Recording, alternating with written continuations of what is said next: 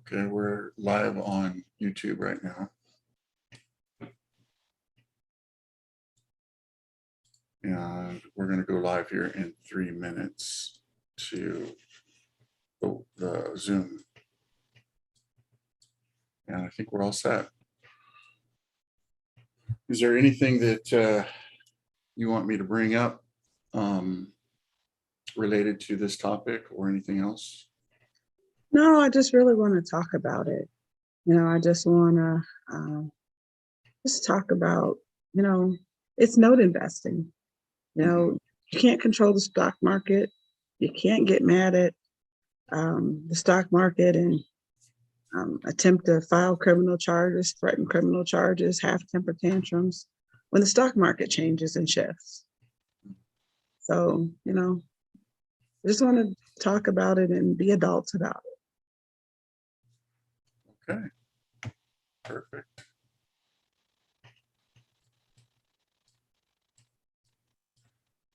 Real quick,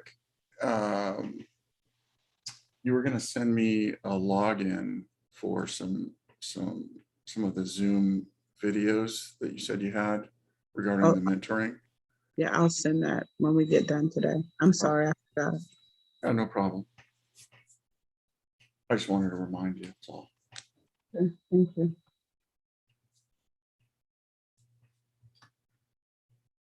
All right, so all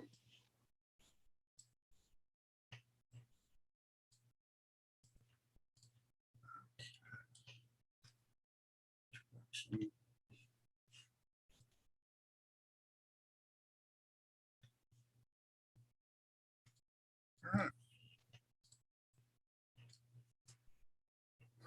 So we're going to go live in 3, 2, 1. Starting the webinar. We'll give it a couple minutes. Just kind of dive into it. We'll make today kind of short, maybe half an hour to 45 minutes max.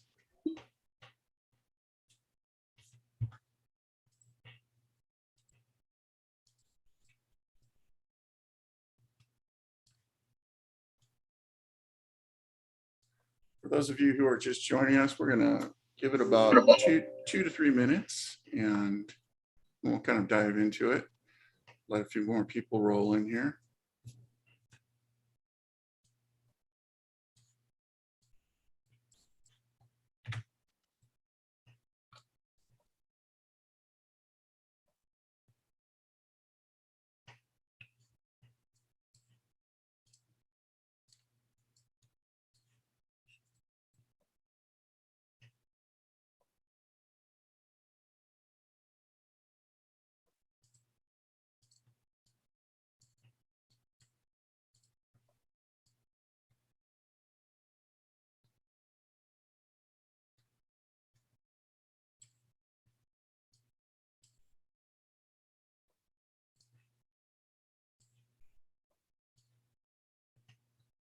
Sabrina, can you see any windows sitting on top of the splash screen?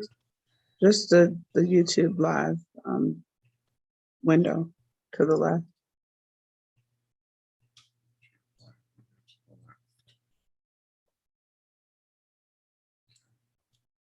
But you see the splash screen? The tidbit splash screen we usually have. Do you see that? Yes. Okay. All right. Okay, I think we're just going to go ahead and dive into it. I want to thank everyone for coming. I know that we have been off the radar for a little bit of time. We had to take a little bit of time off for some personal issues that we had to get through. I want to let everybody know that we are committed to doing these tidbits. And from time to time, we do have to take a little bit of time off to deal with our personal problems, life in general. And we do have businesses that we're running, and sometimes that gets in the way. But I want to let you know that we are doing everything we can to bring these tidbits to you on a weekly basis. And I do appreciate everybody coming and showing up and participating in these. And for those of you who are just joining us, my name is Joe King. I'm one of the co-founders of Revival Brothers. I hope everybody's having a great Saturday. Winter's coming, so that hopefully the heat is gone for everyone. As you know, over the last, I don't know, how long has it been, Sabrina, since we started this? Been over a year About a year and a half. and a half. Yeah. Over the last year and a half, we've been bringing you different topics every week related to note investing. And I was actually going through my database the other day, and I was realizing that literally we do not have a topic that overlaps. So, one of the things that we are going to be doing here in the future is taking those topics and those videos and making them available to folks. And we have some plans in the works to make them available, but not necessarily available, via YouTube to everyone or anything like that. We're probably going to do it through some kind of group type deal. I don't know exactly how that's going to unfold, but Sabrina and I have talked about it, and we're going to bring that or make that available to everyone eventually. So I want to let you know about that. And then, as far as the topics go, if anybody ever has any topic that they're interested in, feel free to email me. And we'll get it on a list, because these topics actually help us to produce these things for the next week. So please send me your emails and let me know what you may be interested in. As you guys know, I'm joined here every week with Sabrina Allen, who's one of the most experienced note investors that I know of in the industry, and not just in note investing, but also other forms of investing, whether it be rentals, seller financing, rehabs, or what have you. I think she's pretty much seen it all, and she's been involved in it all, not only from the investment standpoint, but also from servicing standpoint, banking standpoint, and many others. So with that, today's topic is never suffer from a note gone bad or pointing fingers again. And we're going to kind of go over maybe a case study or two, and we're going to talk about what that really means, and kind of dive into it. And if you guys have any questions, please raise your hand. Use that hand button at the bottom. Raise your hand. Let us know. If you raise your hand, I can bring you on live to ask a question. So we actually prefer that, simply because we get more out of it. So please do that.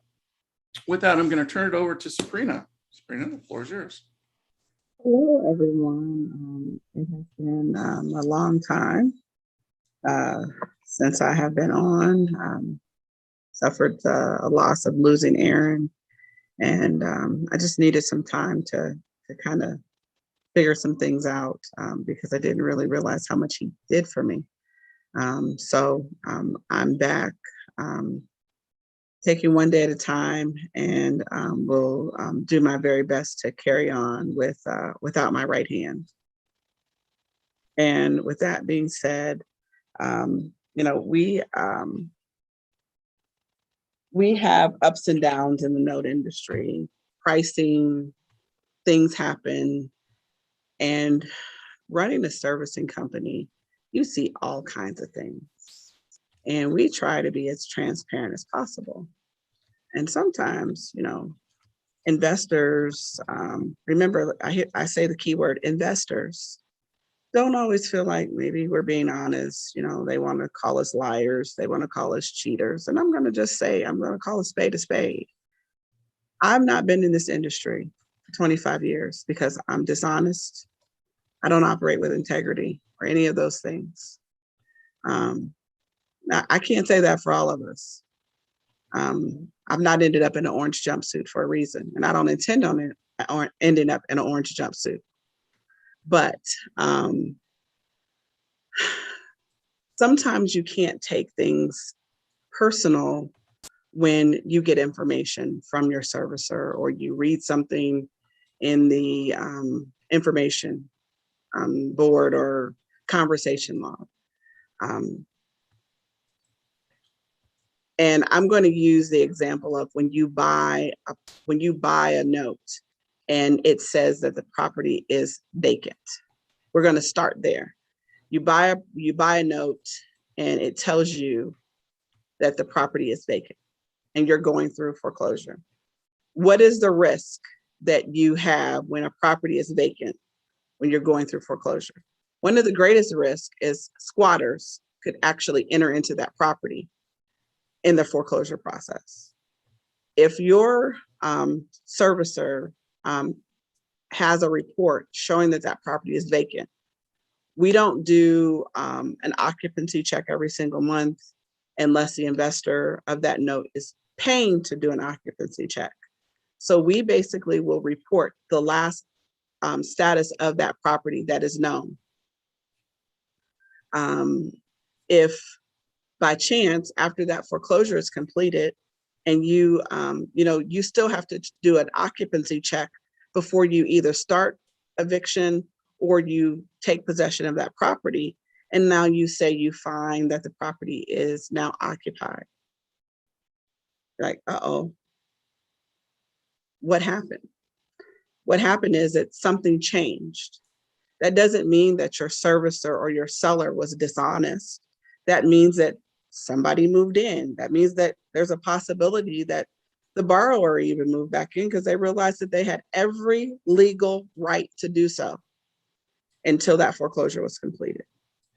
That's why you're going through the process of foreclosure, because you have to go through a legal process to gain possession of that property.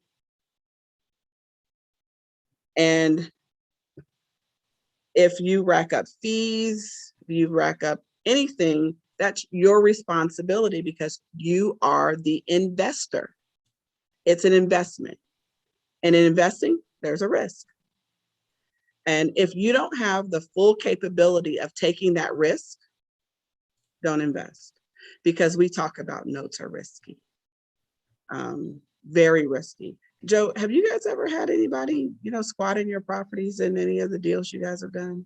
We have, yes. And we've had to go through the eviction process a couple of times. So, yeah. We have one right now in Alabama.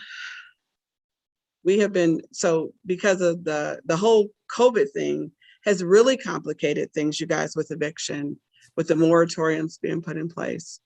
We have been trying to evict these people out of this house that are squatters. We got a deed in lieu of foreclosure and have squatters. Now go figure that one. We've been trying to evict these people. And then the day we get the rights to evict, which was this week, they contact us the day of the eviction. I don't have an agent on hand. I don't have a locksmith on hand. I don't have anything. So the sheriff calls me at 1 o'clock and I'm supposed to have somebody on hand to go get these people out. I don't. So now I got to charge the investor $500 more. That doesn't go over well. That doesn't make me a bad asset management company. That doesn't make me a bad asset manager. It's just the way the cookie crumbles. Yeah. And on the flip side to that, there are situations, and one of the situations we had, the borrower basically said they lived in the house. They didn't. They were renting it out and they were collecting on the rent but not paying the mortgage. And we went through the foreclosure process, had the sheriff show up, and we were going to vacate the house and remove everything. And a family opened the door. And the family said, well, they were confused because they had been paying their rent. They were there. It was a single mom, with kids. And so same thing, we get a phone call and it's from the sheriff. And the sheriff is saying, we're sitting here ready to trash out this house and evict, but are you sure you want to do that? We're talking about, a family here that had no idea that they were going to be evicted today. And so, at that point, you gotta, we essentially made a deal with the renter at that time, and she took over the rent, and we had an agreement related to the maintenance and everything of the property. She was happy, we were happy, and we moved forward.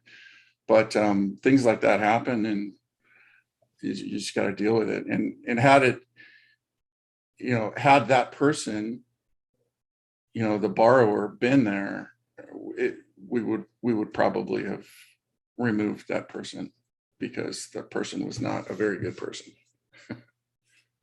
But anyway, Sabrina? The other thing I want to also point out too,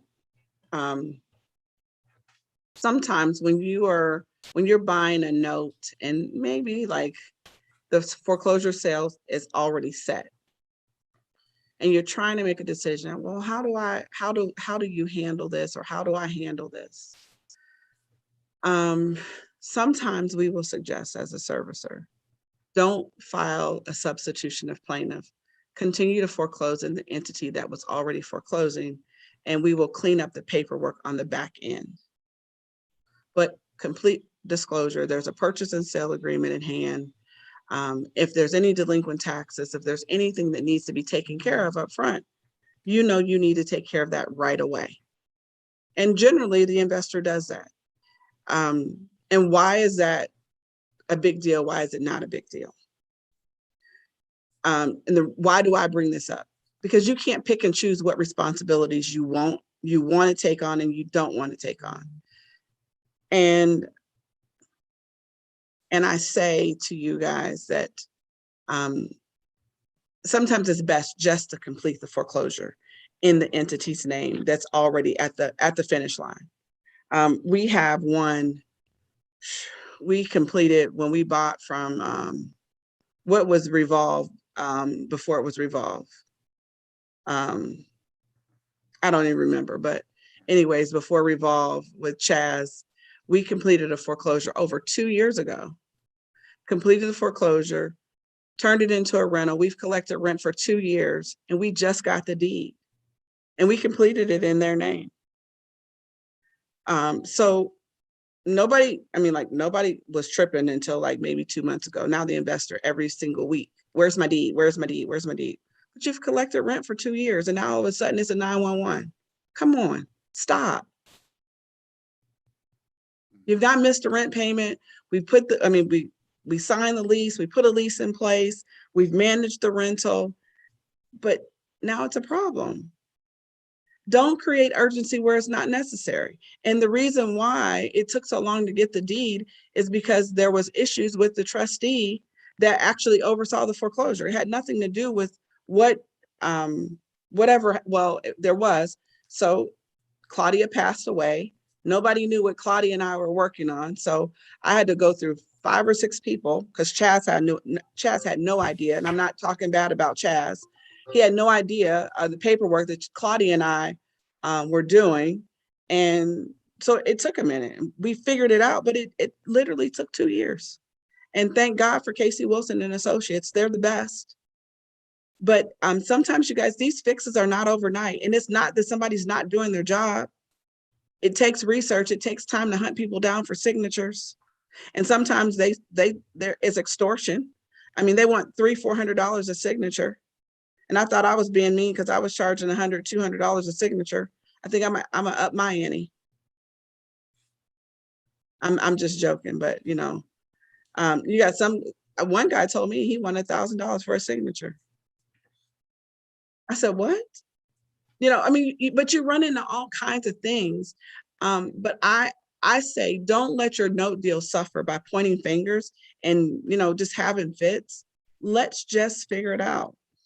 I'm not throwing Jill under the bus, but we've been working on a deal, a performing loan that she purchased, a while ago, from the good old boys in Texas. And we're just now seeing light at the end of the tunnel. But she has a sale date next month. But it took a while. I mean, it's taken quite some time. So it doesn't happen the way you want it to happen, but know that you have somebody, not always, but generally you have somebody working on these things, but it doesn't happen overnight. What are some of the options that note buyers have when they're working with servicers to help the process move along? Um, some of the options Yeah. is really, so we have an exception report that we work and we send out stuff and we follow up on it. I have an exception report literally that I follow up every single week. Hey, have you found a signer for this? Have you looked here? Have you looked there?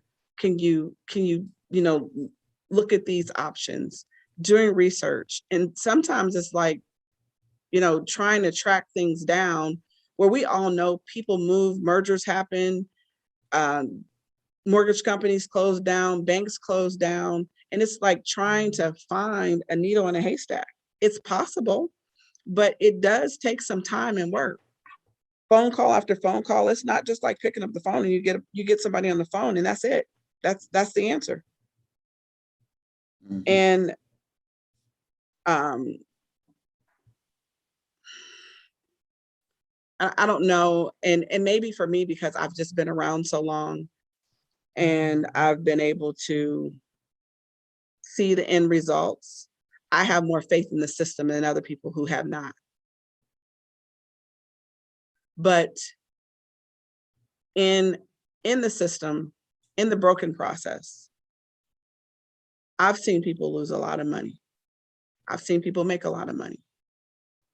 Um, but when you buy an asset, this is another thing I want to touch on.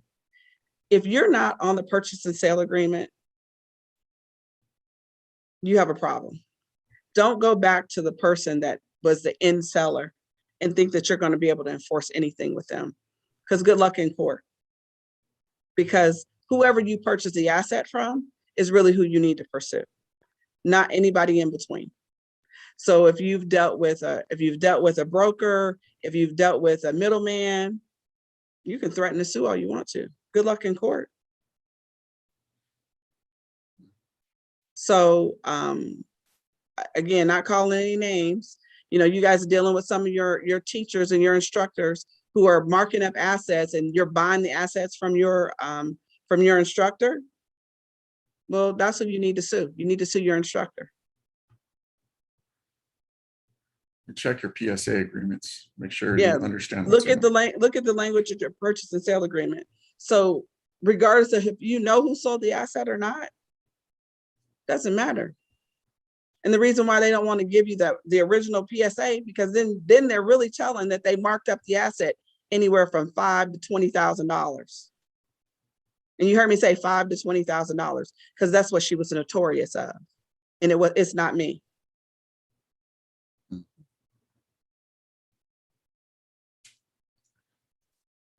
Yeah, in some cases, when you see brokers that purchase assets and then assign them or assign over the title, you're dealing with that. When you have brokers that are, getting a percentage from the seller and everything goes through directly to the seller, the PSA comes directly from the seller to the buyer. That's ideal. That's what you're really looking for. It doesn't happen often because there's a lot of brokers out there that are greedy and they want that $5,000 to $20,000 spread. They're essentially stealing your profit. You want to work with somebody that that has integrity and that will transparently share how they're acquiring the assets or not acquiring them, or how they're doing business. What kind of agreements do they have with the seller? And I think that's very important. And if anybody has any questions related to that, that's a whole nother topic in and of itself. We can go into that, but I don't want to divert first from what we're talking about here. And so the other thing is, you guys, there's always a solution. But being emotional and being full of drama about it is one thing. I mean, like it's not necessary. Let's face the facts, deal with it, and put a period there. And how can we fix it to make it, right? And it could be like somebody's just not really paying attention to your asset. That's different, but it's still not criminal. You still can't put anybody in jail behind that. What you can put somebody in jail for is when they take your money and say they're buying notes and they never buy a note with your money. That's criminal. Mhm. Absolutely. If somebody tells you that a house is vacant and is occupied, that's not criminal. We can't guarantee that. You know, and the other thing, so people get upset, because Main Street won't tell if it's behind a performing first or second. You know why? Because I don't want to hear somebody say, well, she said it was behind a performing first and it wasn't. So what? No, I'm not giving you that information. Why? Because you can't guarantee that. Because you're looking at a credit report. I'm not pulling title on every single thing that I put on a tape. So I can't guarantee that that information is correct or not. Confirm and verify. And I say confirm and verify, not trust and verify. Confirm and verify. That's what your due diligence period.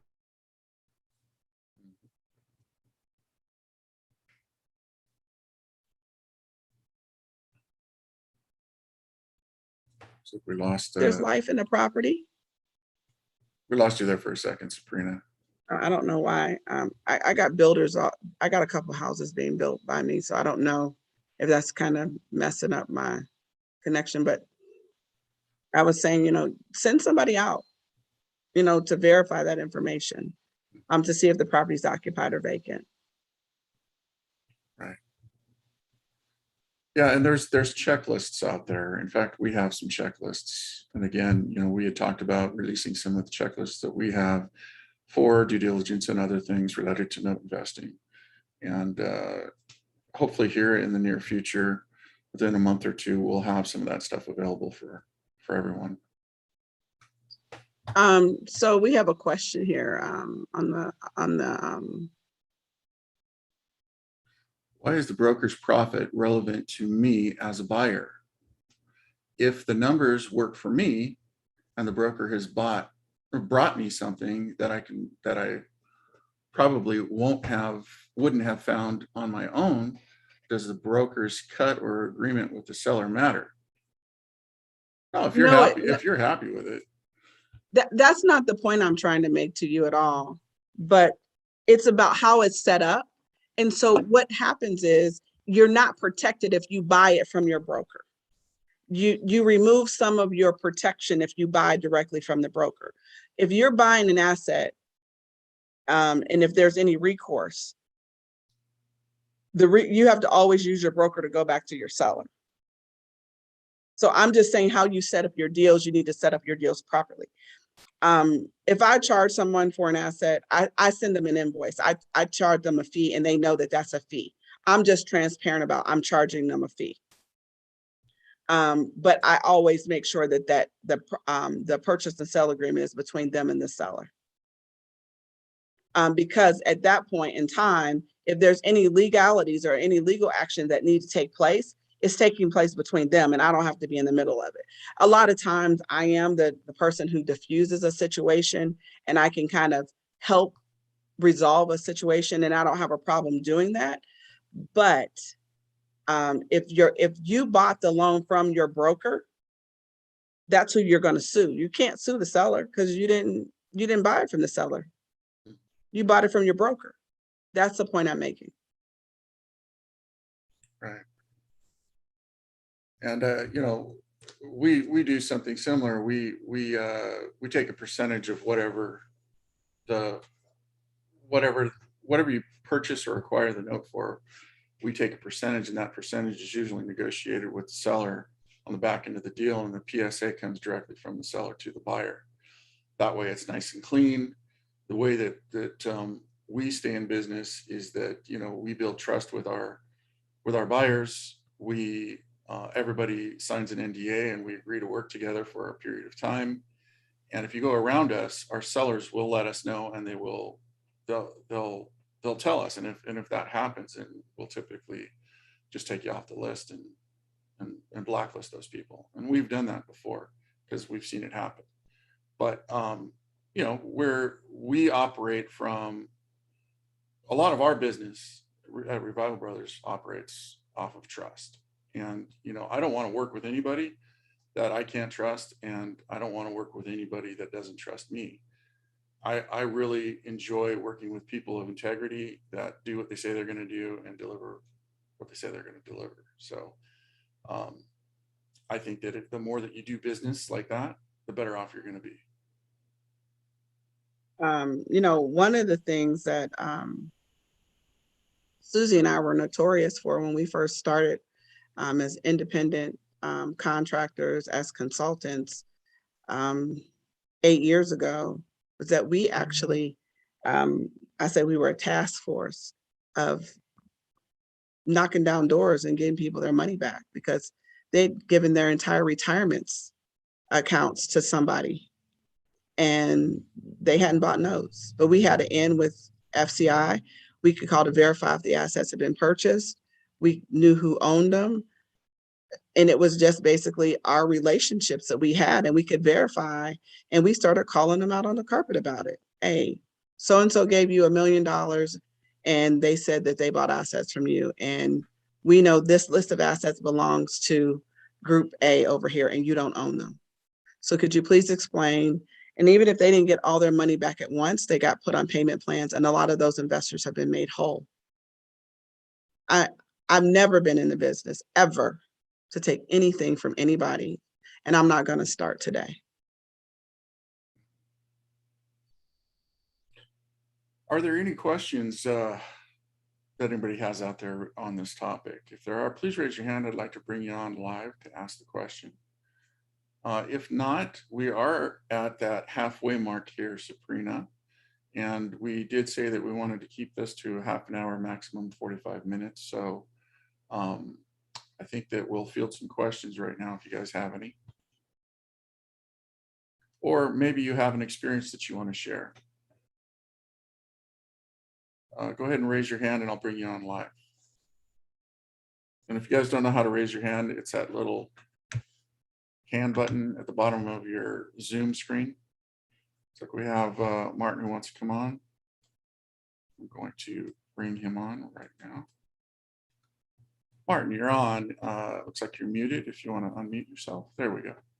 Hey, guys, I didn't realize. Hey, Martin. I just wanted to ask you, Joe, to speak a little louder. Oh, I'm sorry. There you go. That's Maybe I have to get closer to the mic here. Sorry about that. Sorry to bother you guys.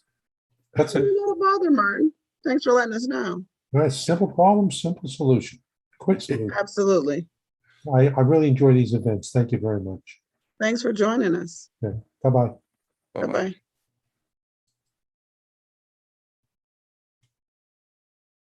Somebody else has their hand up, Joe. I don't know who it is. Okay. Looks like it's Jill. Hey, Jill, you're on live with us on Tidbits here. Hi. Hi, Hey, guys. Jill. Hi, Joe.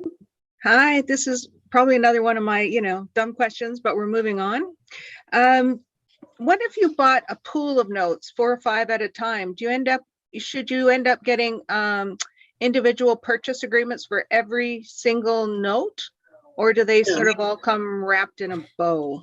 No, so when you buy a pool of notes, Jill, there should be an exhibit A, and then on the exhibit, each note should have an individual price on each note. So if you have to have a note replaced or something goes wrong with that note, there's a replacement cost on that particular asset. Or if there's something that goes into litigation, then you have a price line for each individual asset. So if not, if you have it all wrapped into one, sometimes you may have valued this note at, let's say you valued the note at $15,000, and then the seller will say, well, I only valued that note at $5,000. So if the exhibit basically has a breakdown on what the cost is, then it's a better understanding for all parties involved. Got it. I guess that's why they always ask for individually pricing if you're bidding on more than 2. Yes. Okay. Okay. Oh, good. Thank you. You're Thanks, welcome. Jill.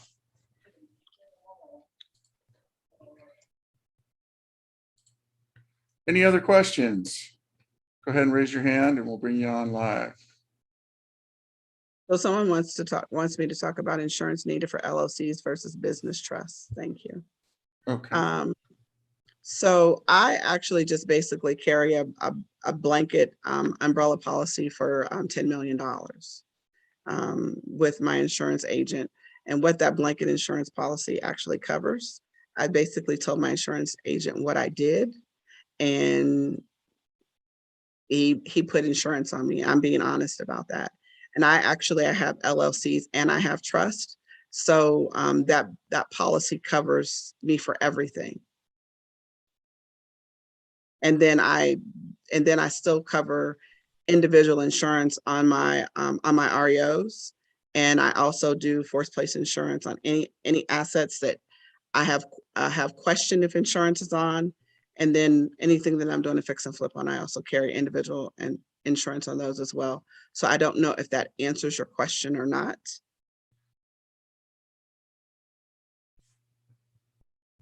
And my deductible on that $10 million policy is $5,000. Jill, looks like you put your hand up again. I'm not sure if you wanted to talk, but I'll go ahead and bring you on.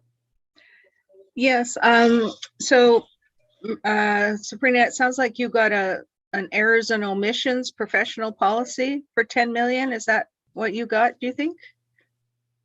Jill, I just told you what I told my agent I wanted. I'll have to really look at that because Okay, well, I'm just curious. I used to get those all the time when I was working on websites, obviously much smaller type of business. but my exposure is pretty great. Mhm. In case people come chomping at the bits, I won't end up, they won't end up taking nothing I got, and they can have $5,000. I'll spend that in a weekend at the Grove. Terrence knows that.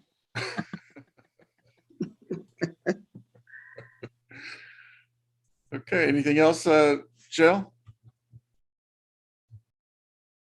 Nope, not today, thank you. All right, thanks for coming on. Okay, I think that just about wraps it up, unless there's, looks like one more question here. Any advice about pitfalls of doing joint ventures on notes or NPLs? Pitfalls. Well, Pitfalls of joint ventures. pitfalls in joint ventures. So you just really have to make sure that you are aligned with your joint venture partner. And you also need to make sure, depending on how the money's coming in, if it's coming in from a retirement account or if it's coming in, how the money's coming in, on how the other partner can be responsible or how they can work in the deal. And if your values are aligned. I had one JV partner, everything that they wanted to touch, foreclose, get them out. All they wanted was the asset. And I was like, we don't have the same goal in mind. My goal was to actually take non-performing loans, turn them into performing loans, and then sell the performing paper for homeowner retention. And they just wanted to just plow through everything. Like, soon as the 15 days was up, start foreclosure. And I was like, I just got in bed with the enemy. So the biggest thing is making sure that you are aligned with your JV partner. That's number one. Number two, you also need to make sure that if your JV partner is if the JV partner you're going in business with, you need to make sure that they don't have any tax liability if they're holding it in an LLC or if they're holding the notes in their personal name. Because if you take an REO back, different things like that, there could be some issues when you're transferring title, when you go to sell. That money's going to come out first that they owe, and you might not see any of the profit. So there are some questions that you may need to ask your JV partner about just transparency about their personal information, because it's happened. People have taken properties back and they go to close and find out that there was a tax levy against someone, there was a child support levy, and the money went towards that because they weren't papered up properly. So those are things that can really, really happen. Those are the downfalls sometimes of going in business with JVs, and depending on how you take things back. and then, not carrying the workload. Right. Yeah, there's so many different types of JVs out there too, and they're written all differently.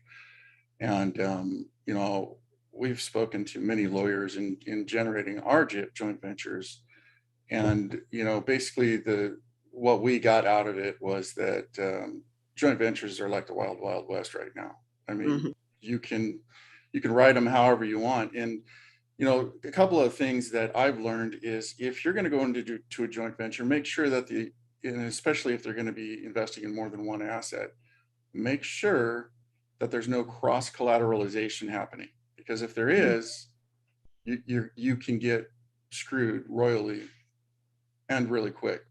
What I mean by that is if one of the assets goes bad and takes down all the other assets, then and let's say that the joint venture was presented to you such that you were investing in one asset or maybe two, but there were 5 other assets that were cross collateralized on the deal and it was buried in paperwork.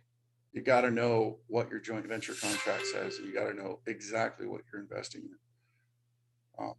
That happened to us. That's why I'm bringing it up, and I don't want it to happen to anyone else. Make sure you read those The fine print. contracts. Yeah, absolutely. And then also, if you're doing a joint venture with somebody and you're putting up the money, look at the joint venture and make sure there's an incentive for your partner to produce, to pay attention to that note. What I mean by that is that, they shouldn't be paid until the deal is done, and you should receive a preferred return over them based on whatever agreement you have. For instance, if you agreed that you were going to do a 50-50 split of the profits at the end, then it should be that, and you shouldn't be forking out any money up front on that joint venture. There are contracts and there are people out there that will take a management fee up front. And, that's fine if you're working with somebody that you trust. But if you're working with somebody new and you don't know anything about them, I would question it and see if you can rework the deal to where it's a 50-50 split at the end, or whatever percentage you agree on, 60-40, whatever that is. And then kind of go from there, because if you just do if you give a fee up front, there's no incentive for that person to work through that deal quickly because they have already got your money. So in my JV agreements that I have, I don't charge any fee for, I don't charge an acquisition fee. I don't charge a management fee. I also put skin in the game. It's not one-sided in reference to that, in reference to investing capital. And then I do all the heavy lifting.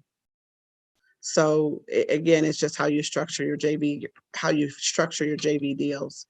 And also someone wanted me to elaborate on how about having a note replaced. Sometimes in your purchase and sale agreement, there will be a warranty or a guarantee, warrants and reps in your purchase and sale agreement. And if something is not right, so let's say that they can't produce collateral, they can't produce a clean assignment chain, something along those lines, or let's say that the property is no longer there because it's been torn down. Depending on what's in your purchase and sale agreement, they will sometimes replace that note. So it's really important to know that you're going to get a note of the same caliber or the same like structure that you were purchasing. So prime example, buying seconds. So you wouldn't want to buy a California second behind a performing first to get Ohio, to get a property in Ohio or get a note in Ohio behind a non-performing first. That's not equivalent. That's not the same type of a note. So that's why you want to actually put down what you're buying. We have a question related to the Ira changes, some of the laws that are changing, and recently self-directed IRAs. Are there any thoughts on the proposed changes? Yeah, hunt down your representatives to make sure that law doesn't go into effect. sign every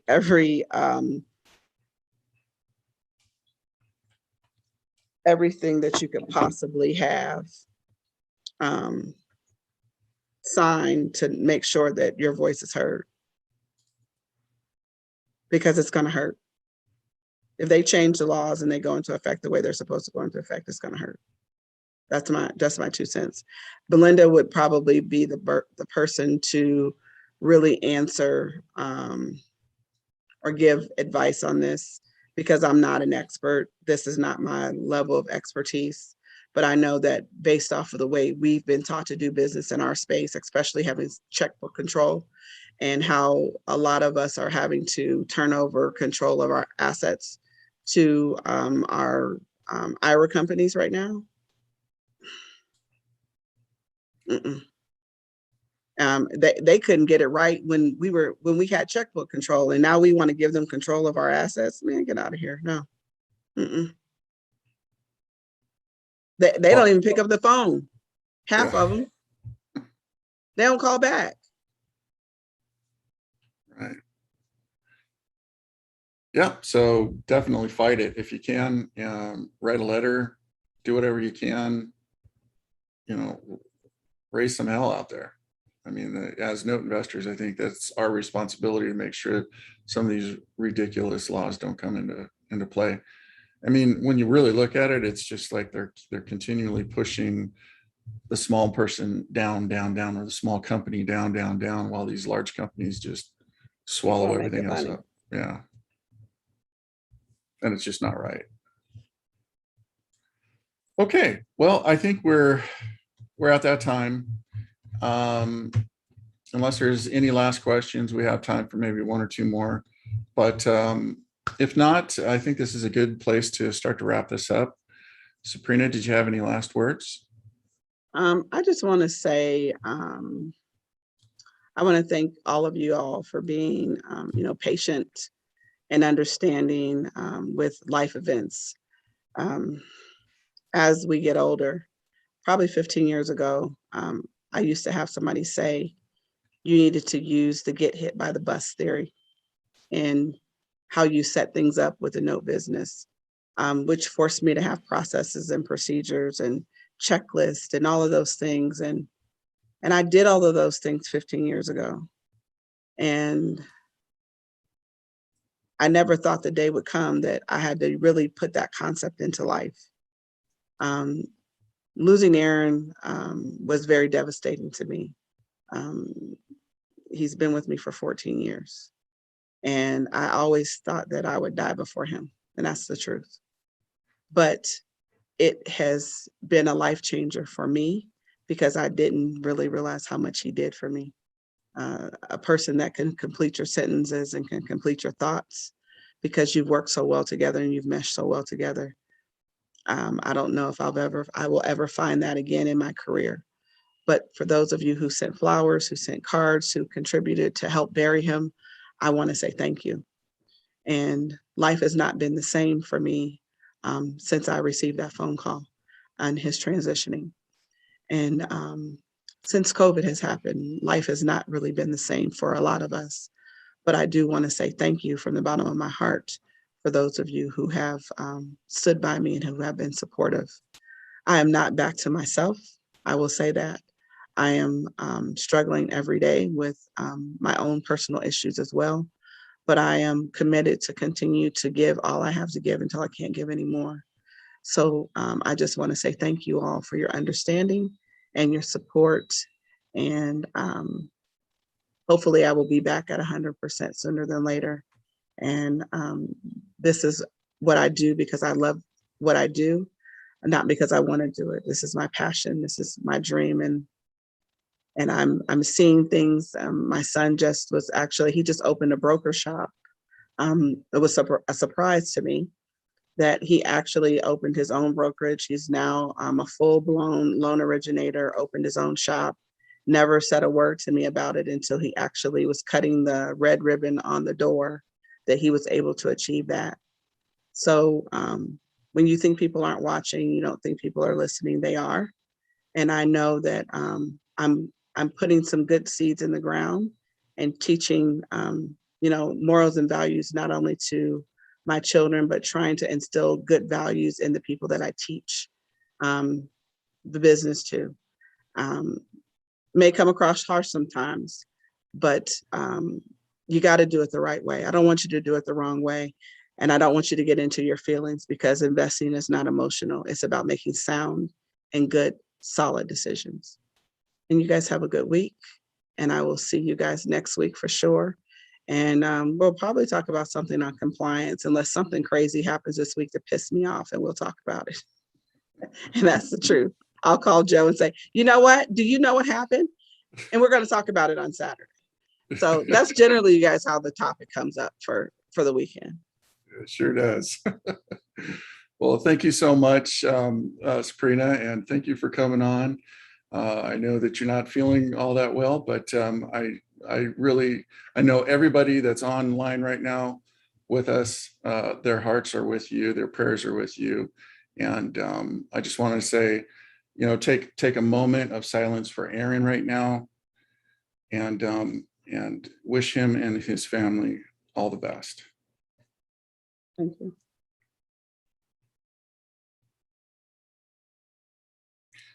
And with that, I hope to see you guys next week. Have a great rest of your week. And until next time, happy investing. Take care. Bye-bye.